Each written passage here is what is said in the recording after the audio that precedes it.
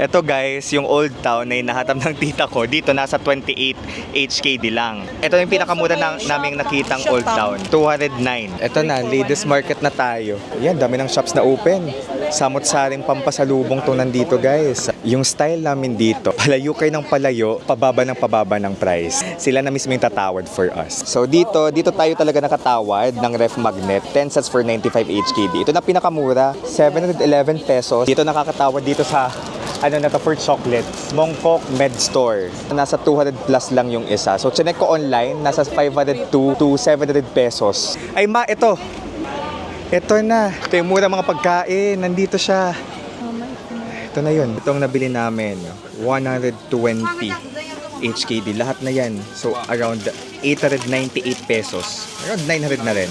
Tapos, ang dami mga local snacks. Hello guys! Kumusta kayong lahat? This is Dave, the Kuripot Traveler, and it's our last day here in Hong Kong. So this is just a short birthday weekend trip with Mama. Try natin mamili ng pasalubong. So si Mama mamimili yan ng pasalubong. Kung magbubook kayo ng hotel sa Agoda, you can use my promo code DaveAgoda, capital letters yan, and make sure to redeem on Agoda mobile app. Punta lang kayo sa deals page sa baba para maka 10% off kayo. Alam nyo bang pwede rin kayo mag-book ng activities and tours sa Agoda? Use my promo code KURIPOTAGODA for 5% off. I-click nyo na lang din yung link sa comment section to redeem. Yung Klook code naman natin na Dave Gino Klook, one-time redemption na lang siya. So kung wala na kayong ma-redeem, you can explore Agoda. Nakalabas na tayo guys sa hotel. Last minute na pamimili ng pasalubong. So, i-check natin yung different areas. Alright? Punta tayong Ladies Market. Unahin natin yung Ladies Market, guys. Yung talagang sikat para sa mga souvenirs, mga pampasalubong. Malapit lang yan dito sa Chimchachoy. Around 12 minute na train. Meron ditong, dito muna tayo, malapit sa Chimchachoy. Ay, dito sa Chimchachoy, Best Mart 360. Kung magkano yung mga chocolate. Ito yung price dito sa pinasukan natin. Nasa 69 yung isang Lind. Kung tamang basa ko. So, 516 pesos. Okay? So, yung mixed nut naman guys, 168 HKD, nasa 1.2K. Then almonds, nasa 1,084. Okay? 45. Lapit lang talaga ng Holiday Inn dito sa train station guys. As in, super lapit lang. Nandito na tayo sa train station ng Chimchachoy. Unahin natin sa Ladies Market. Alright? Let's go. So dito pwede yung debit card. So ginagamit lang natin ay C-Bank. Dito dito ang top nito. Tara. Punta tayong Mongkok, Red Line, baba tayo. So from Chimchachoy, next station ay Jordan. Then next ay Yau Mate. Tapos next ay Mongkok. 3 stations away. Ito, makikita nyo naman siya. Exit D3 guys to Ladies Market. Dito rin yung Sneaker Street. Tara. Dito na tayo sa Mongkok guys, papunta sa Ladies Market. Yung Ladies Market, pinaka-vibrant talaga siya sa gabi. Yun yung experience natin nung last time tayo nandito. Pero yung mga stalls, start na sila mag-open ng 12 noon. Ngayon guys, mag-alas 4 na. Full operational na rin naman daw yung kanilang mga stalls doon by 3 p.m. By 3 p.m. bukas na yung mga stalls talaga doon. For the vibrant vibe, I think gabi talaga yung best time na magpunta doon. Pero ngayon titingnan natin kung ano yung itsura ng Ladies Market in the afternoon. Para may idea kayo sa Ferrero guys, so nasa 68, so around 109 pesos. I mean, 509 pesos. Pero parang dalawa. Dalawa na. Yung nakita mo sa Chimchachoy ay nasa 800 plus yun. 822 pesos. 110. Okay? Pumapasok lang talaga tayo sa mga random stores, guys, na nandito. For example, ito, Mongkok Med Store. Ito, guys, yung Old Town na hinahatam ng tita ko. Dito, nasa 28 HKD lang. Yung isa. So, ito yung pinakamura naming nakitang Old Town. Ito, 209. So, gamit pala natin na conversion, guys, ay sa iPhone calculator. Tapos may option dito na gawin siyang converter ng aircon. Charing. Ayan, 209. Nanginayang si Mama kasi nabili niya sa may Chimchachoy, 261.75 pesos. Medyo laki din ang difference. Nasa 44. 20, 29, 30, 31, 32. Canvas, 135 pesos. Ang dami ni Mama nakikita dito. 135. May din ano ito. Product naman siguro to ng Hong Kong, no? Parang naka-Chinese naman siya. Oo. May tisungay. Ay, parang mali siya. Hindi ko sure. Tingnan nyo guys. Ayun yung D3 exit ng Mongkok Station. Tapos, nandito na yung Leaders Market. Sobrang lapit lang. Tara ma? So, ito sa Mongkok guys. May mga bilihan ng sapatos. Mongkok din talaga, I think, yung shopping area talaga dito sa Hong Kong. Canvas lang tayo dito. Dito mas mahal yung Ferrero. So, pero tingnan mo naman yung Old Town nila. 28. Eto na, Ladies Market na tayo. Yan, dami ng shops na open. Samot-saring pampasalubong to nandito guys. Diba? Tayo mga Pinoy, culture na talaga natin pagpapasalubong, diba? It's one way of sharing our blessings with our loved ones as an expression of love, sharing appreciation sa ating mga mahal sa buhay, mga kaibigan, mga kamag-anak. So, review yung mga vlog ko guys para may reference tayo kung magkano yung pinakamababang price dito, okay?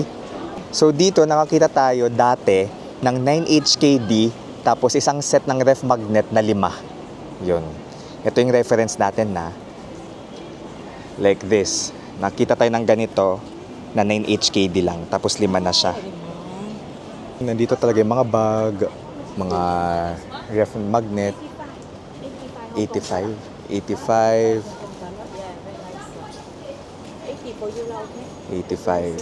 So, Only one? 635 pesos. 635. Yeah. Yung style namin dito sa Ladies Market dati, palayo kayo ng palayo, pababa ng price. Maghahabol sila. Layo tayo ng layo, pababa yung price. Sila na mismo yung tatawad for us. So here, it's okay. So 120 Hong Kong dollars. Tapos, ayan, 897 pesos. 897.44 yung ito. Medyo mahal to From 120 HKD to 50? 650, yeah. 50. How much is 50? 50. So, 373. Okay, we're gonna look for others first. Thank you! Salamat! Salamat. Ayan, pababa talaga. 50. Mura lang. Mamaya. Nagtatagalog na dito yung mga tendera, guys. Kanina, yung keychain na 6 pieces, nasa 50 HKD or 373, 6 na peraso. 150 for you. Different motor, okay? 150. Dito nga 150 guys, 1.1k pesos yung ano niya. Mahal How many pieces you buy? Mahal. Kapag 3 set for 100 guys, nasa 33 HKD na lang siya.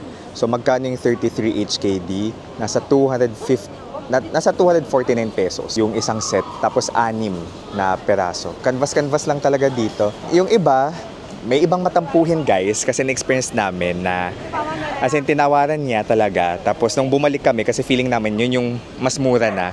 Hindi na siya nagpabili. Sabi niya nung nag-expired na yung offer. May validity lang pala. Kasi kami ng palayo, tinatawaran niya. Tapos at the end of the day, feeling ko, yun yung isa sa mga pinakamura. Kaya binalikan ko. Pero ayaw na niyang magpatawad. So may ganung mga emosyon. Nang pababa, yung nauna, 50 HKD. Isang set ng ref magnet na 5. Nung nakalayo tayo, naging 10 HKD na siya. Pag palayo ka ng palayo, bumababa talaga yung presyo. Ayan, nakita si mama ng mga ukay-ukay. Remember, pumasok din tayo dito before Wala. Hindi tayo. Hindi. Dati, yung last time, 2023. Ito yung mga ukay dito, guys. So, 10 Hong Kong dollars. Kano to? So, 74 pesos. Meron kayong skirt. Ganon. Meron din dito sa Mongkok, guys, Me and G. So, ito yung mga ukay. So, na-feature na rin natin to sa isang vlog. Kasi, according to internet, ito daw yung mga pinakamura na ukay, pero quality. Mga galing Europe. Si mama nga nakabili last time Galing Europe, US, Japan, Korea. Guys, 5 Hong Kong dollars. So, parang 37. Hindi lang, parang 37 pesos siya. Ganda Ganda ng quality. Ayan. Si mama mahilig sa mga borloloys, diba? Ayan, chinecheck din niya dito. Bracelet.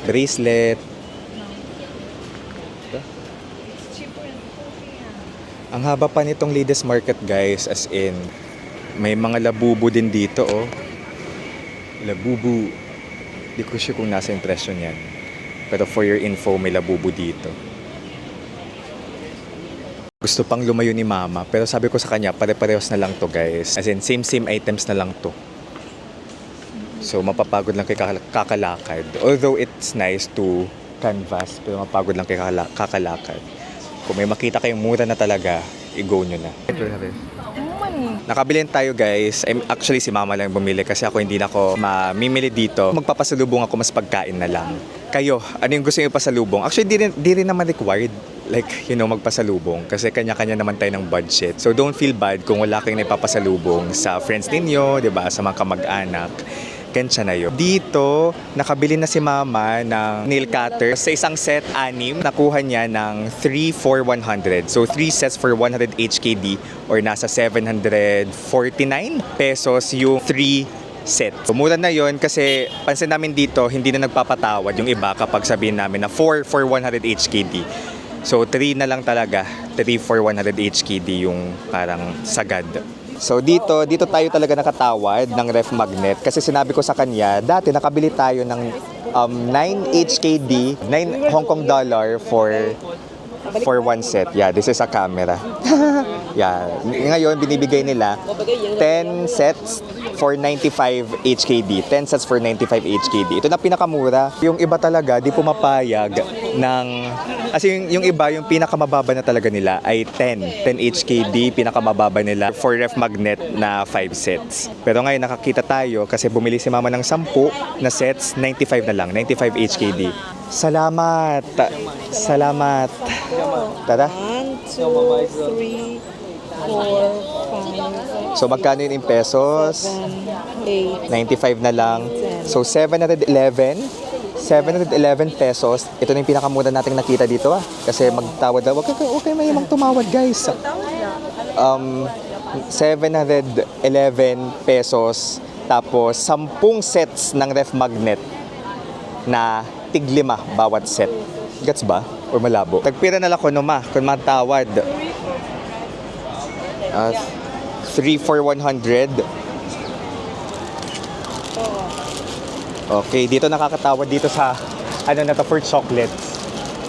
Mongkok Med Store. So 3 for 100.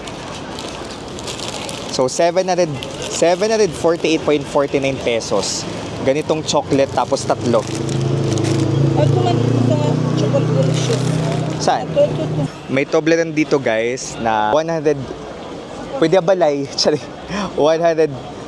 tapos 3. So lalabas na nasa 200 plus lang yung isa. So chinek ko online, nasa 500 to 700 pesos kapag i-check ko sa online yung price nitong Crunchy Almond Toblerone. So yun. Bili na si Mama ng chocolate dito, guys. Kung magsa-shopping kayo, magbitbit kayo ng bag, okay? Kasi ang daming binili ni Mama na chocolate. Pero okay din mamili ng chocolate, guys, sa DS, Groceries, Price Mart, tapos Best 160? Best 160 ba yun? Yun yung binili natin last time na sobrang mumura ng chocolates. Pero nakita natin parang okay na.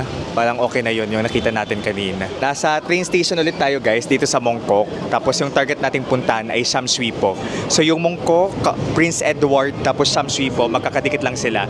Before yung mga chocolates from DS, Price Mart, sa Prince Edward natin yung pinuntahan. Pero dahil may mga chocolates na rin naman tayo dito, siguro unahin muna natin targetin yung Sham Shui Po. Tapos depende na lang sa oras. So Sham Shui Po. Ayun, no?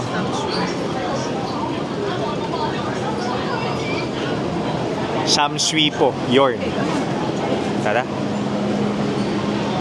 Sinearch ko yung pronunciation ng Sham Shui Po. Kasi baka mali pala ako at ma-judge ako, guys. Baka sabihin, hindi naman tama yung pronunciation mo. Kasi di ako Chinese. Pero ito, parang mali yung pronunciation ko kanina. Pero definitely, nandito tayo sa area na to. Ito yung Aplio. Baka mali na naman pronunciation ko. Pero yung Aplio Aplio Flea Market. So sikat itong Aplio Market sa mga electronics, gadgets, okay? So kung makita nyo dito, may mga casing. May mga case ng mga iPhone, Yan, meron na nga silang case dito ng 17 Pro eh. 17 Pro Max. Kung naghahanap kayo guys ng murang electronics, grabe hulas na tayo. Dito lang sa Aplio Street Flea Market, okay? Ito guys, so may mga case. May mga SIM card na rin dito guys. Tapos ang nakakatuwa, dito sa exit C2, kung naghahanap kayo ng toilet, may exit C2 dito. C2 yung exit for the toilet.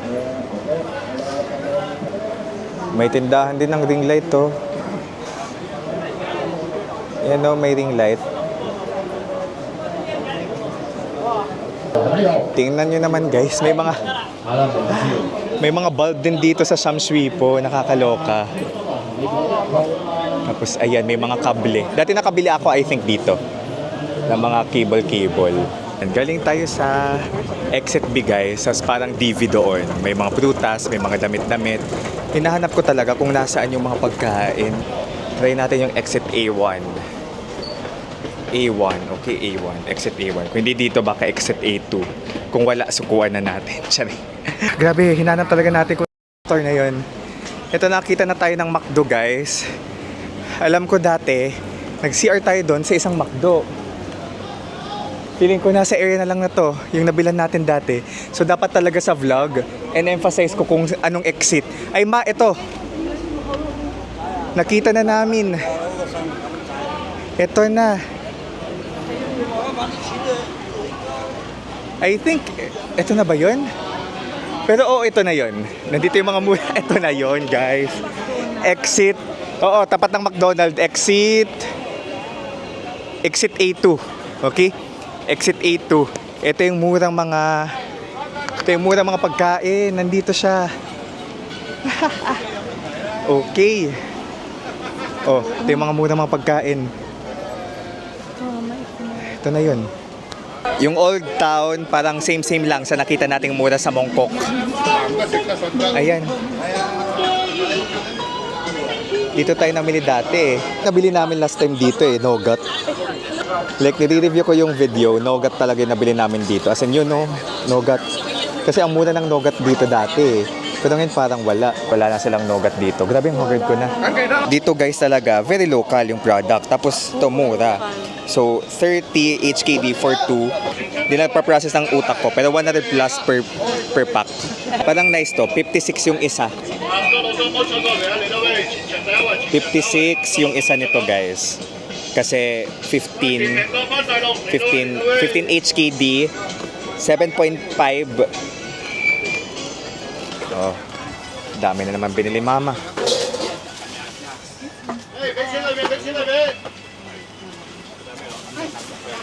Ito.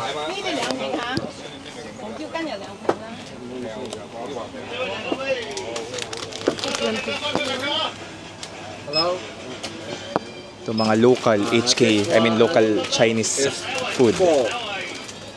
Guys, ang mumura dito ng mga local. Sabi guys, so itong nabili namin, 120 HKD. Lahat na yan. So around 898 pesos. Around 900 na rin. Tapos ang dami mga local snacks. 50, 60, 70, 80. Yan si mama. Okay. Tara, sumakses. Mas mura talaga dito. Pag Old Town, tapos mga local foods, dito kayo sa may Shamsui po.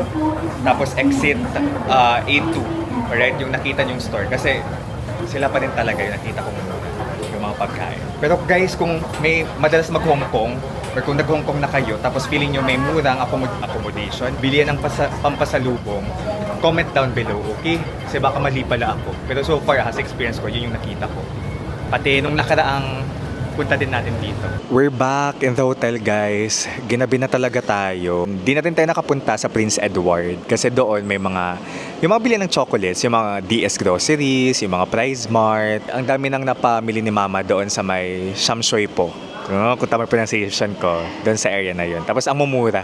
So kung gusto yung local foods, I think that's a hidden gem. Local snacks, so punta kayo doon. Mongkok naman, yan, mga souvenirs, mga ref magnet, ganon, keychains or nail cutter. Pwede gawing keychain. Kayo, mahilig din ba kayo mamili ng mga pampasalubong? di naman talaga required, 'di ba? So wag tayong magtatampo kung may friends tayong ng ibang bansa kasi baka budgeted lang din yung pang ibang bansa niya, 'di ba? Hindi naman yan nakakasira ng friendship, di naman yan nakakasira ng pagkapamilya kung wala kayong naiuwing pasalubong, right? Hindi nasusukat yung pagmamahal natin sa isang tao sa pasalubong. Yun lang. Maraming salamat kung umabot kayo sa part ng vlog na to. Pauwi na tayo ng Pilipinas. Nakakatuwa na very productive yung birthday trip natin. Productive and relaxing at the same time. Busog na busog yung puso ko. And I'm happy I was able to share this trip. I'm able to share this trip with Mama. Diba? As I turn 29. My gosh, 29 years old na ako.